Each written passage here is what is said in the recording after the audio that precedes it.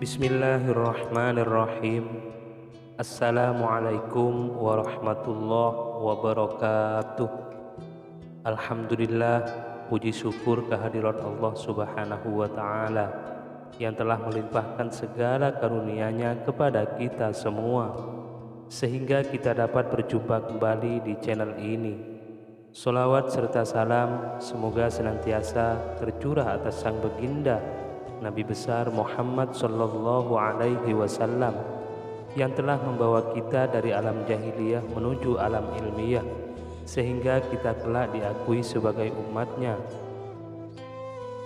Dan bagi Anda yang saat ini sedang menonton video ini, doa dan harapan saya semoga selalu diberikan kesehatan, dilapangkan rezekinya, serta apapun hajat Anda diijabah oleh Allah Subhanahu wa Ta'ala. Para sahabat YouTube rahimakumullah, mengetahui hakikat ujian bagi orang-orang mukmin akan memudahkannya menggapai ketenangan saat berada di masa-masa sulit. Selalu ada hikmah di balik benturan keras kehidupan yang kita rasakan. Allah sendiri telah mengabarkan kepada hamba-Nya yang beriman bahwa Ia akan menguji keimanan mereka. Tentu ujian ini datang kepada kita tidak kosong dari hikmah. Ada rahasia kebaikan yang akan kita terima dari ujian yang datang silih berganti. Dalam surah Al-Ankabut ayat 2-3 Allah berfirman, A'udzubillahi minasyaitonirrajim, ahasiban nasu ayyutraku ayyaqulu amanna wa hum la yuftanun, yang artinya, apakah manusia itu mengira bahwa mereka dibiarkan saja mengatakan kami telah beriman sedang mereka tidak diuji lagi. Walaqad fatanna alladzina min qablihim fala ya'lamannallahu alladzina shadaqu wa la ya'lamannal kadzibin, yang artinya, dan sesungguhnya kami telah menguji orang-orang yang sebelum mereka, maka sesungguhnya Allah mengetahui orang-orang yang benar, dan sesungguhnya Dia mengetahui orang-orang yang dusta. Lalu apa saja hakikat ujian yang menimpa setiap mukmin? Berikut ini 5 di antaranya. 1. Persiapan yang sesungguhnya untuk memikul amanah bentuk rahmat dan pertolongan Allah kepada hamba-Nya adalah dengan memberikan ujian untuk mempersiapkan mereka memikul amanah dan tanggung jawab yang besar.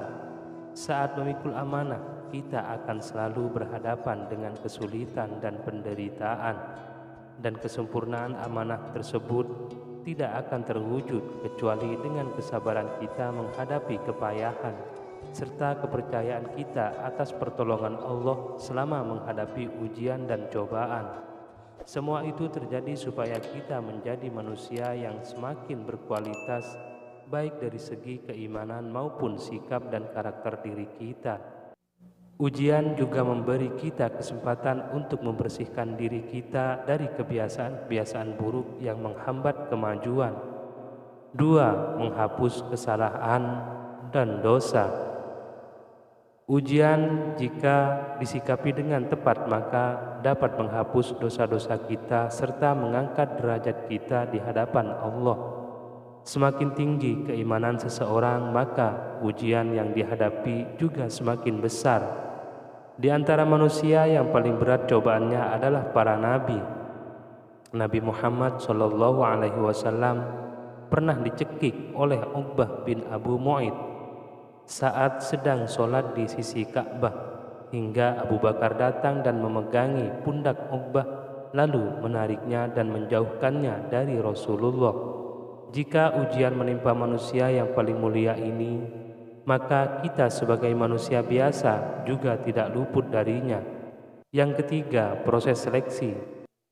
Ujian juga sebagai proses seleksi untuk memilih mana golongan yang baik dan mana golongan orang yang buruk. Siapa yang masih setia bersama Allah dalam kebenaran dan siapa yang berpaling dari Allah menuju kesesatan. Proses seleksi ini bagi orang-orang mukmin hendaknya dipahami sebagai tahapan untuk menyucikan diri dari perilaku-perilaku buruk. dari hati yang kotor, dan dari lisan yang hina.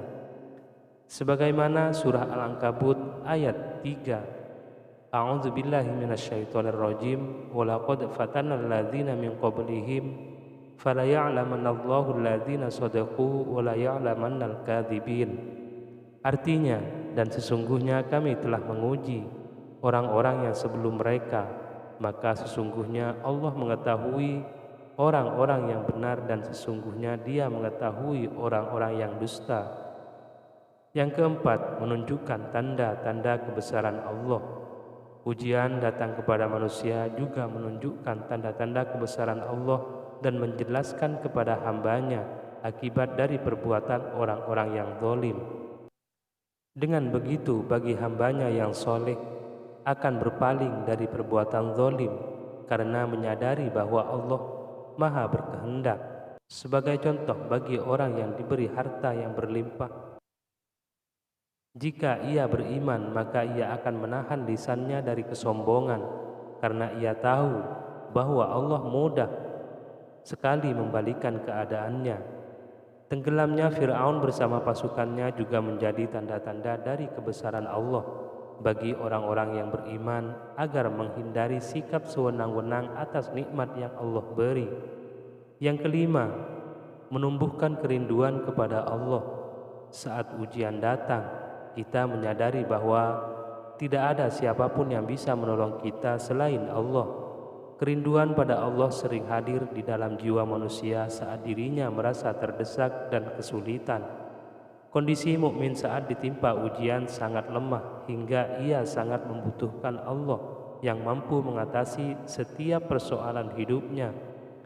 Ia membersihkan hatinya dari kecintaan terhadap dunia hingga ia selalu berada di dekat Allah dan mengobati kerinduannya itu dengan amal soleh demi menggapai ridho Allah semata.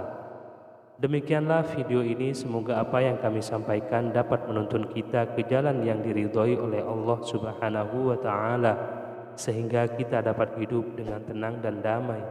Akhirul kalam, assalamualaikum warahmatullahi wabarakatuh.